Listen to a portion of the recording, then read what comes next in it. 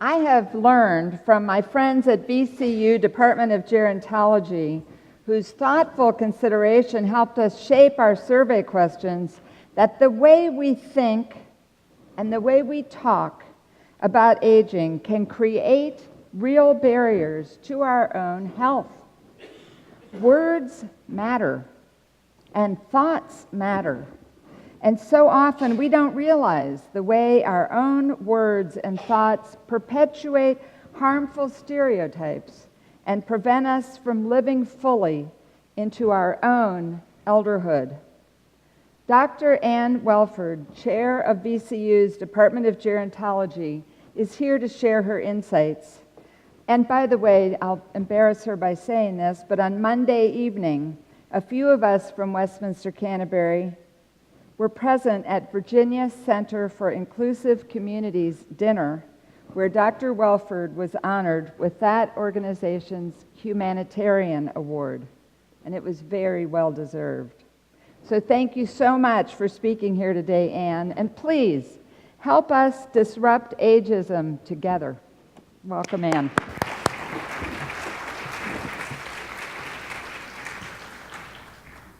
Thank you, Gail. Yes, that's a little embarrassing, so let me collect myself for a minute here. I am so thrilled to get to be here with you all today, and I think mostly to echo a lot of the things that others have shared with you. I think back to when I was early on as a faculty member in the Department of Gerontology, and when people said, "What is it you want to see for the field of gerontology?" And I said, I would like to see a community or even a world that doesn't need gerontologists, that doesn't need for people to point out that we need to recognize and celebrate the benefits of growing older. Well, we're not there yet, but based on these types of events, I think we have heard today that most of the things that we're talking about that are relevant to making life better as we grow older are really human experiences. And if we can make life better for all of us as we grow older, we are really making life better for all people. So for our 40th anniversary in the Department of Gerontology, we decided we were going to claim a new path. And that in addition to being an academic entity, we were also going to craft a social movement to disrupt ageism.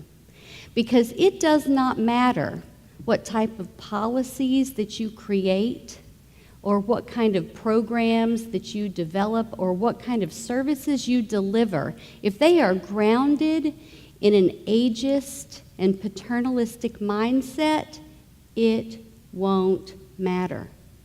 You will not be able to improve people's lives. And we are on a mission to make our community, to make our region a great place for all of us to grow old. I think back to when I was an adolescent, which was a hard time for both me and for everybody in my family. My mother had a little Post-it on the refrigerator that said, "If you don't look good and act pleasant, 24/7, word gets around." Well, I am grateful that the same thing is happening about ageism. And what we're finding from the research about ageism, next slide, is that it's not aging that is the public health epidemic, that is the crisis.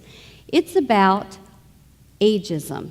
It's about all of the things that accompany the negative thinking about growing older. You can go ahead and circle through all of these. Not only does it increase your risk for disease, increases the sense of personal dependency, makes a person more likely to experience poor health, reduced recovery from illness, and also increased neurocognitive biomarkers, we also see that it decreases your longevity. In fact, thinking positively about your own aging experiences actually increases your life expectancy by 7 years.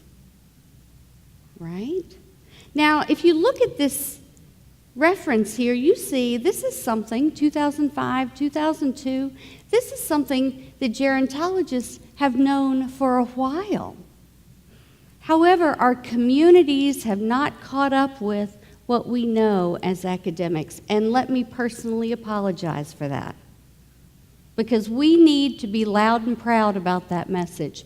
We need to be spreading the word much more strongly than we actually are. And I expect each and every one of you in this room who are hearing this message to start spreading that word. Next slide, please. One of the most challenging things is that we know that ageism is contagious. Now, I know this is kind of like being in the church, and y'all are like rows back from me. But you know how contagion works. If I coughed, you wouldn't see that, but you could catch those germs, and you might get sick, and you'd say, where did I catch this? Well, you might not know, but you might end up feeling bad, but you have no idea because contagion is invisible. Makes you feel bad. Anyone can have it. I could have a cough. I did get my flu shot. I hope you all have done that too. And it's spread unintentionally. Next slide. So we've developed in our department with the work of Dr. Tracy Gendron. Raise your hand. You need to. Shout out to my fabulous colleague there. This notion of relational ageism to express this contagion. Because, you know, oftentimes what we say out in our world, the devil made me do it. I mean the media. We blame things on culture. We blame things on, I can't escape that because it's so huge. Well, this theory that we've developed about relational ageism suggests, you see these fact that these arrows go both ways? That means that this relationship is transactional. That means that we have power in that relationship. So we spread this contagion among each other. It becomes part of our master cultural narrative, and then it rains down on everybody. We need to stop this. We need to disrupt this ageism. We can no longer blame it on the media and blame it on culture. We can no longer leave those years on the table and say, I'm going to give up those 7 years of my life. I don't know about you, but I've got stuff to do. I want those years, and I want them to be engaged and active and relevant and purposeful, just like we've heard from our presenters today. Next slide. So we see that this ageism thing, it exists everywhere. Keep going.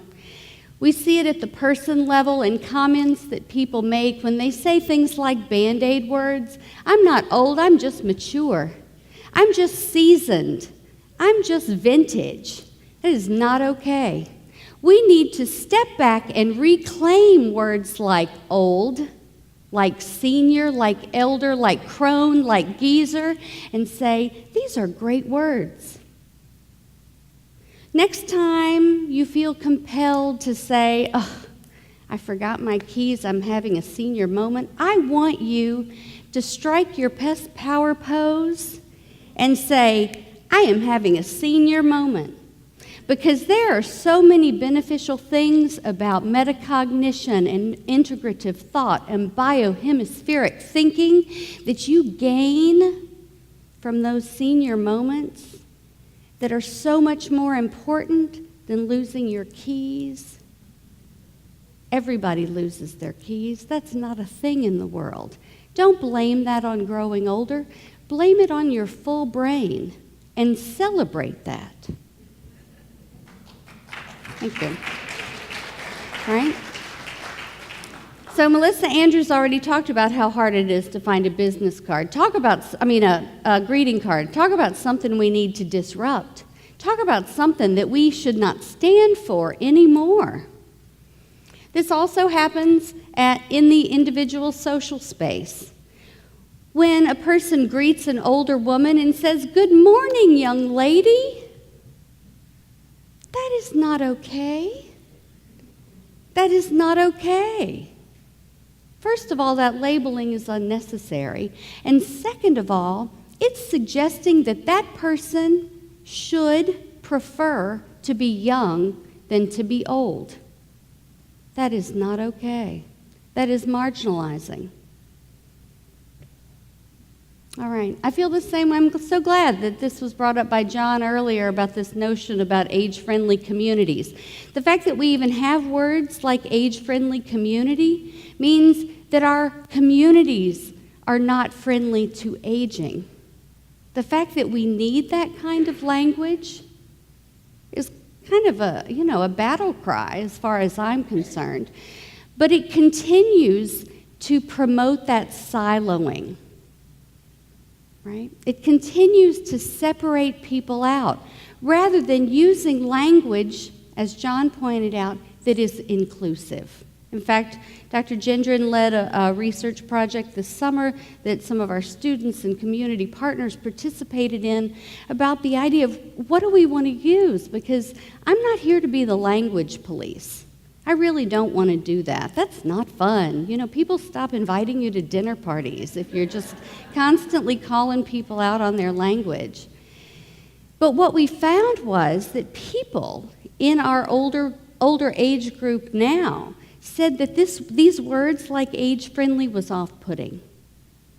It's counter to what we're trying to do.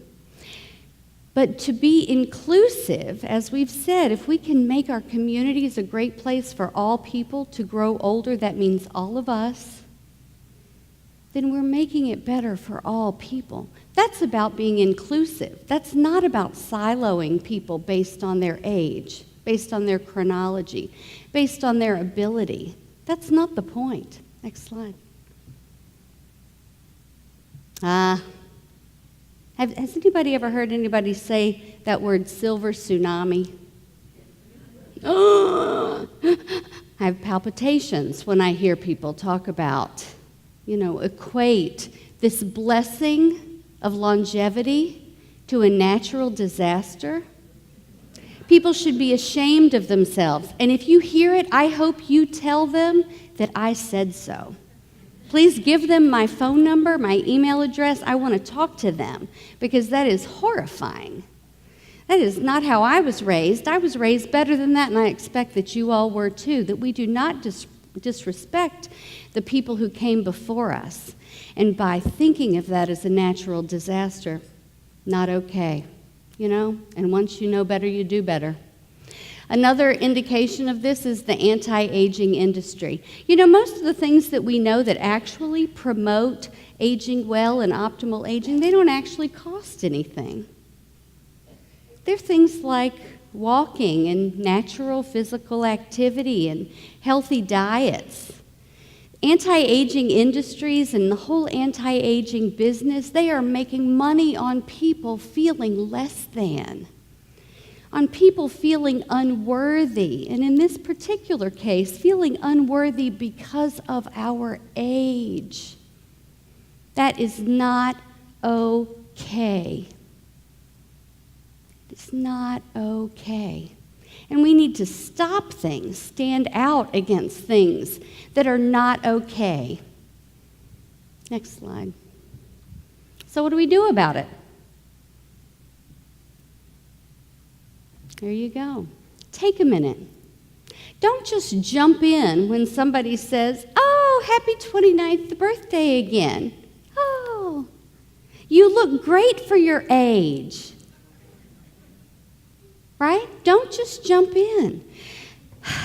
Pause and think about what people are saying. But more importantly, think about what you are saying to and about yourself. Listen and pay attention to the language that we're using. Like Gail mentioned, words matter. With our words, we create our world. Equip yourself with accurate, evidence-based knowledge of gerontological practice. So much of what's available out in the world is based on the single story. It's about physiological decline. Yes, that can happen. Not to everybody, but yes, that can happen. But that is only one piece of the biopsychosocial spiritual approach to growing older. It's only one piece of the pie. Next slide. And we need to disrupt. Now, sometimes that doesn't mean disrupting like this, that they give you a podium and stuff and slides. Maybe that's not your style of disruption. Maybe your style of disruption is just to say, what does that mean when you say that? Maybe your style of disruption is not to buy those greeting cards. Maybe your style of disruption is just not to laugh in those situations. You will know that for yourself. Okay? But the first step is about disrupting self. Again, like I said, my goal is not to be here to be the language police. That is unfun. What we've done on our own journey about disrupting ageism is to really explore in our own house, what have we been expressing for a long time that might be ageist-related language that we got so much in the habit of doing. So part of that is about being aware of the language. Part of that is about making sure that what you're saying is the truth and not just going down that path that becomes a rut, that becomes a ditch, that you get stuck in it because you've done it so long. Next slide. And then maybe you're a person who decides that you want to disrupt really at the organizational level, and there are opportunities to do that through first arming yourself and then educating others. Being aware of what our individual mission statements say about optimal aging, and recognizing, I love what Mayor Stoney said about, this is about one Richmond, or one Henrico, one community. I like to think about this like that, because community can save your life. But if you're thinking of yourself in solitary, as one individual, doing this life thing all on your own, that's dangerous and damaging, and we are not in this alone. We are here to do this together.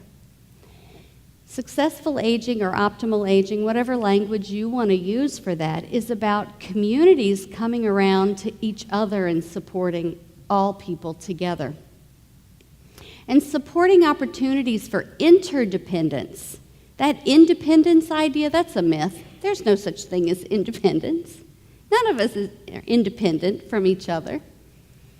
And then spotlighting opportunities for elderhood. Next slide.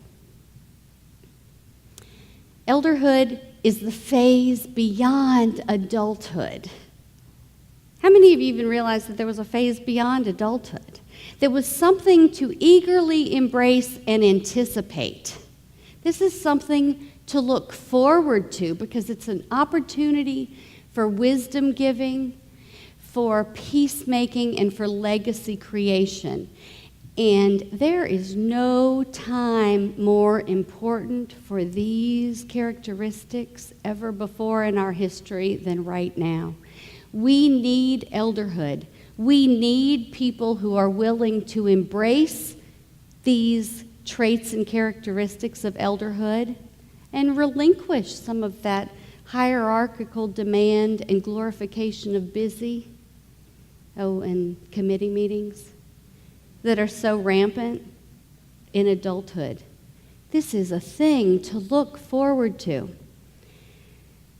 So in addition to taking back words like old and senior and crone and geezer, I want for all of us to learn to embrace and be planful and even be playful.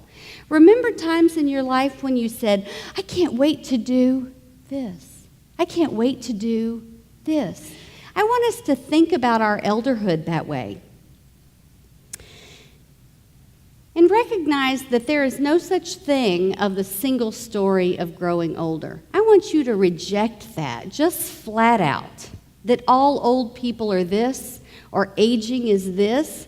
No such thing. That is impossible to even believe that.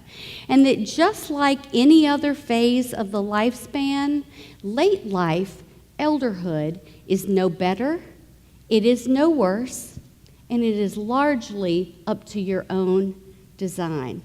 So I hope that you will all join me today, and obviously this great work that's going on here at Westminster, Canterbury, Richmond, as we work together to disrupt ageism and make our communities a great place for all of us to grow old.